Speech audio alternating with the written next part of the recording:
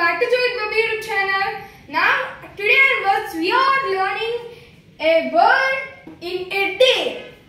I will explain in Telugu and English also. Abandon. It is a verb word. Abandon means to leave or give up completely. In Telugu, vidichipettu. V1 form abandon. V2 and V3 form abandoned.